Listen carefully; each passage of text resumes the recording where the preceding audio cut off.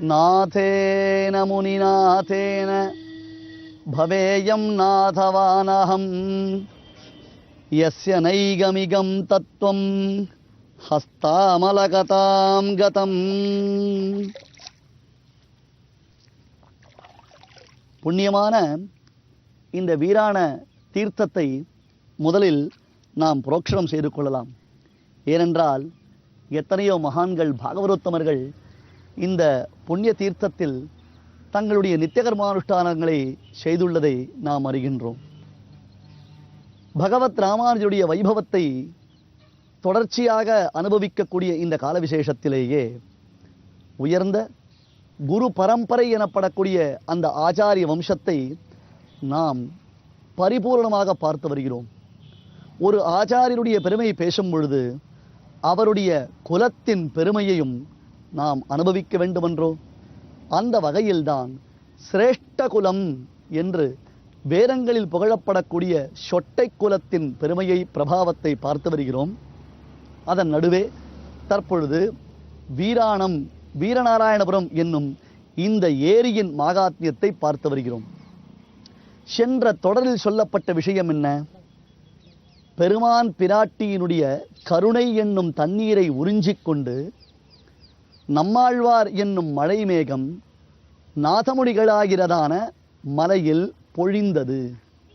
பின்னர் அந்த மலையிலிருந்து உய்யக்கொண்டார் மணக்கால் நம்பி என்னும் 2 அருவிகள் பெருகி ஆளவந்தார் என்னும் நதியில் சென்று சங்கமித்தது. நதியின் உற்பத்திக்கு காரணமாய் அமைந்தது. அப்படி ஆளவந்தார் என்னும் மகாநதி தான் பிரவகித்து சுவாமி ராமானுஜர் எனப்படக்கூடிய பெரும் ஏரியில் வந்து சேர்ந்ததினால் உலகத்தில் எல்லா ஜீவாத்மாக்களும் நல்லதொரு வாழ்க்கையை அடைந்தார்கள். ஏரியின் தண்ணீர் பயிர் பச்சை வாழ்வதற்காக, பாசனத்திற்காகவும், மக்களினுடைய வாழ்வாதாரத்திற்காகவும் எவ்விதம் உதவி செய்கின்றதோ அது போன்று தான் சம்பிரதாயம் எனப்படக்கூடிய பெருமாள் பிராட்டினுடைய கருணை நமக்கு கிடைக்கின்றது. சரி சுவாமி, ஏரியின் கரை புரிந்தது, மழை எப்படி பொழிகின்றது என்பதை நாங்களும் அறிந்திருக்கிறோம். ஆனால் குறிப்பாக இந்த ஏரிக்கும் நீங்கள் சொல்லக்கூடிய ராமானுஜ சம்பிரதாயத்திற்கும் என்ன சம்பந்தம் என்பதைத்தான் நாம் பார்க்க போகிறோம். நாதமணிகள் காலத்தில் ஒரு பழமொழியை அடிக்கடி நாதமணிகள் சொல்லி வருவாராம். அதாவது, குளப்படியில் மழை பெய்தால் குருவிக்கு கொண்டாட்டம், வீராணத்தில் மழை பெய்தால் ஊர் வாழ்ந்து போகும் என்பது அந்த பழமொழி. குளப்படி என்றால் என்ன? மாடு நடந்து செல்லும் பொழுது மாட்டின் குளம்பு ஒரு இடத்தில் பதிந்திருக்கும் அல்லவா? அப்படி பதிந்திருக்கும் பொழுது அதில் தண்ணீர் தேங்கும். ஒரு குருவி தாகத்தினால் தவித்திருக்கக்கூடிய அந்த குருவிக்கு தண்ணீர் தேவை என்றால் அக்குருவி என்ன செய்யும்? குளப்படியில் தேங்கி இருக்கக்கூடிய தான் பருகி தாகம் தீரும் இல்லையா? ஏனென்றால் குருவிக்கு தேவையான தண்ணீர் அந்த குளப்படியில் தேங்கி இருக்கிறது. அது எல்லா விதத்திலும் குருவிக்கு போதுமாய் அமைந்திருக்கிறது. ஆனால் வீராணத்தில் மழை பெய்தால், வீரநாராயணபுரம் தற்பொழுது நாம் சொல்லுகிறோமே, இந்த வீரநாராயணபுரமான வீராணத்தில் மழை பெய்தால் நாடு வாழ்ந்து போகும், உலகத்தில் உள்ளவர்களுக்கு கொண்டாட்டம். குருவிக்கு கொண்டாட்டம் புரிந்துவிட்டது.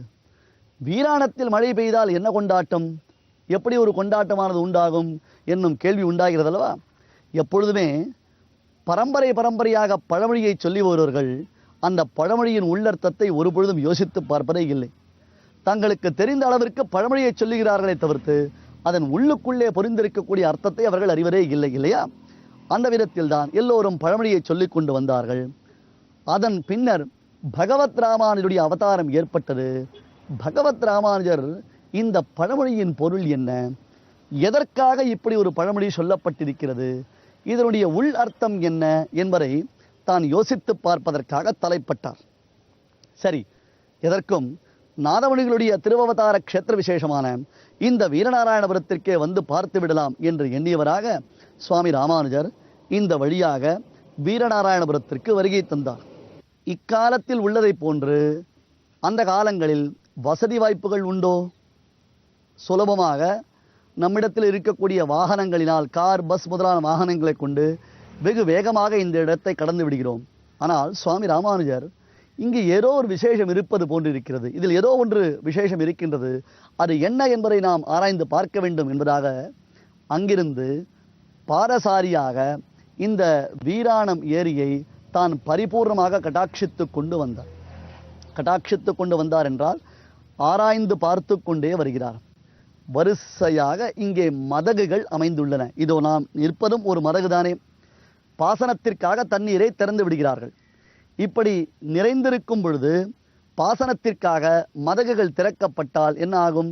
ஆங்காங்கு வாய்க்கால்கள் வழியாக அவைகள் பிராணிகளுக்கு தீர்த்த வசதிக்காகவும் மேலும் பயிர் பச்சைகள் நன்கு வளருவதற்காகவும் உபயோகிக்கப்படுகின்றன. முக்கியமாக பயிர் தொழில் நடைபெற வேண்டும் என்றால் ஏரியின் பாசன வசதி நிறைந்திருக்க வேண்டும் அல்லவா? அப்பொழுது ராமானுஜர் இதனை பூர்ணமாக பார்த்து கொண்டே வருகிறார். வந்தவர் நாதமுனிகள் அருளி செய்ததான வார்த்தையின் உண்மையை நன்கு அறிந்து கொண்டார். ஏன் தெரியுமா? அப்பொழுது அதாவது நாதமுனிகள் காலம் தொட்டு ராமானுஜர் காலம் வரையிலும் இந்த வீரநாராயணபுரம் ஏரியில் இந்த வழியாக நாம் வந்தோமேயானால் மொத்தம் 74 மதகுகள் இருக்குமாம். மதகுகள் என்றால் தண்ணீரை வெளியேற்றுவதற்காக ஏற்பட்டிருக்கக்கூடிய ஒரு கால்வாயின் திறவு. இதோ நாம் இங்கே பார்க்கக்கூடியது நாம் நிற்கக்கூடிய மதகின் திறவுகோல்.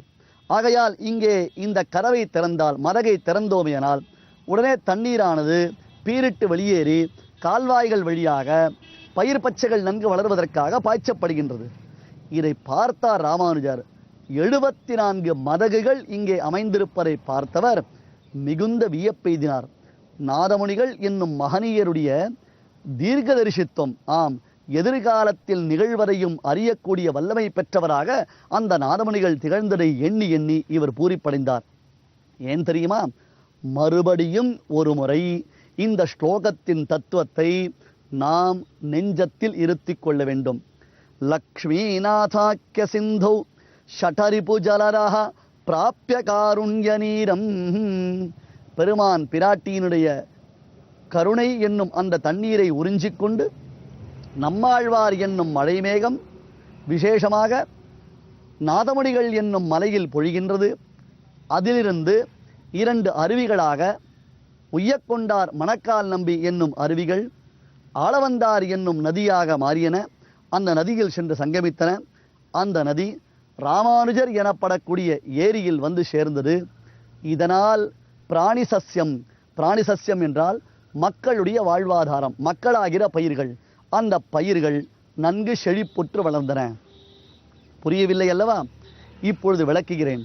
74 மதகுகள் வழியாக வீரநாராயணபுரம் ஏரியின் தண்ணீர் பாய்ச்சப்படுவதைப் போல, பயிர்கள் வளர்வதற்காக பாய்ச்சப்படுவதைப் போல பகவத் ராமானுஜரினால் நியமிக்கப்பட்ட 74 சிம்மாசனாதிபதிகளாகிற ஆச்சாரிய புருஷர்கள் வழியாக ஸ்ரீவைஷ்ணவ சம்பிரதாயம் என்னும் ஒரு மாபெரும் தண்ணீர் பெருக்கு உலகத்தில் உள்ள ஜீவவர்க்கங்களை காப்பாற்றுவதற்காக உண்டு செய்யப்பட்டது.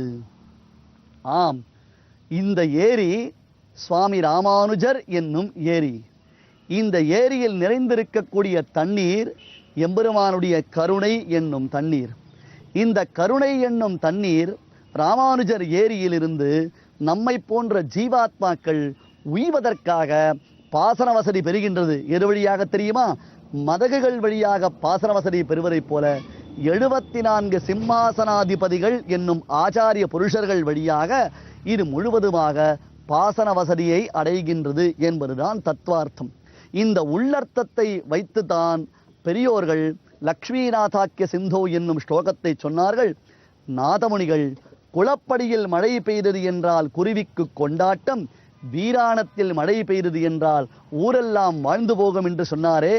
வீராணம் ஏரியின் சாமானிய நிலையை குறித்து சொல்லவில்லை. ஒருவேளை தீர்க்கதரிசியான ஸ்ரீமன் நாதமுனிகள் இந்த வீராணம் ஏரியினால் ஊரெல்லாம் உய்ந்து போகும் என்று சொன்னாலும் நாம் தற்பொழுது நல்ல தீர்த்த வசதியை வீராணம் ஏரியின் மூலமாகத்தானே பெறுகிறோம்.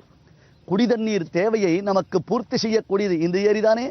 எனில் சாமானியமான ஒரு நிலையிலும் இந்த ஏரி நம் தாகத்தை தீர்ப்பதாக அமைந்திருக்கிறது.